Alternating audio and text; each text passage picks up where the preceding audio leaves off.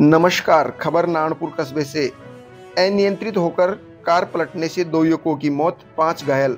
कस्बे के नारायणपुर घाटा सड़क मार्ग पर रविवार सुबह करीब 10:30 बजे नीमड़ी बस स्टैंड के पास एक कार अनियंत्रित होकर पलटने से हादसे में 2 युवकों की मौत हो गई।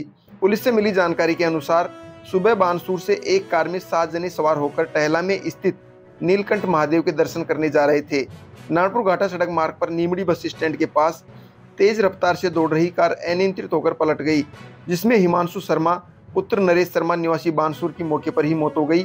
वहीं सक्षम सेन पुत्र मनोज सेन निवासी बानसूर ने जयपुर रास्ते में दम तोड़ दिया, जिनका नारायणपुर सामुदायिक स्वास्थ्य केंद्र में डॉक्टर पूरण चौधरी ने पोस्टमार्टम करके शव परिजनों के सुपुर्द कर दिया।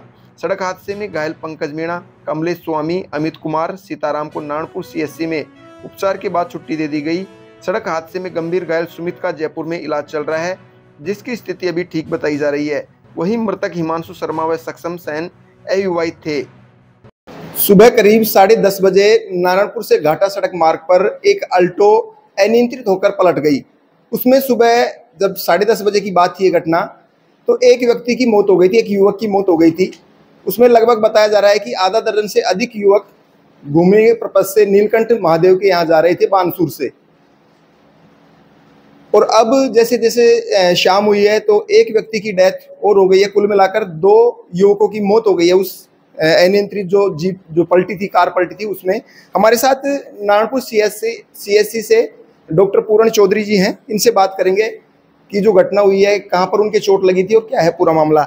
पूरण जी, मैं जानना चाहूँगा कितने बजे की घटना थी और कैसे क्या हुआ, सीएचसी लेकर आए थे उनको? जैसे ये 10:30 बजे की घटना है, जिसमें मास कैजुअल्टी हुई थी और 6-7 लोग वो साथ थे, जिसमें से 3 लोगों के ज़्यादा चोटें थी और एक जो युवक था हिमांशु नाम का, उसकी तो तुरंत इमीडिएट डेथ हो गई थी। उसकी हेड इंजरी थी, ब्लड ज़्यादा उसका लॉस हो गया था, हाइपोवोलेमिक शॉक के कारण उसकी डेथ हो गई थी। और 2 को हमने रेफ़र कर दिया था, जिसमें से एक की मौत और हो गई है, सक्षम सेन की, जिसकी अब पोस्टमार्टम हमने किया है और एक अभी उसका ट्रीटमेंट चल रहा है जयपुर। और बाकी जो लोग थे लगभग 6 से 7 लोग बताए जा रहे हैं, 2 की डेथ हो गई है। उनकी स्थिति औरों की अगर अपन जानना चाहें तो उनमें कोई गंभीर है उनकी स्थिति किसी की?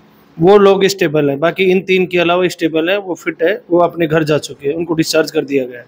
इससे थोड़ा सा मैं हटकर अगर जानना चाहूँ, ये लोग बानसूर से आए थे, अल्टो कार इनके पास बताई, कैसे क्या ये घटना हुई? अगर आपकी जानकारी में आया तो थोड़ा सा बताएं इसके बारे में। कहाँ जा रहे थे? उनके साथ वालों ने हमें बताया कि भाई ये गाड़ी से जा रहे थे कहीं नीलकंठ महादेव के दर्शन करने के लिए, तो वहाँ पे गाड़ी अनियंत्रित हो गई और पलट गई, जिस वजह से हुई थी ये गाड़ी जो है? ये नीमड़ी के पास बताते हैं, जो घाटा से पास में पड़ता है।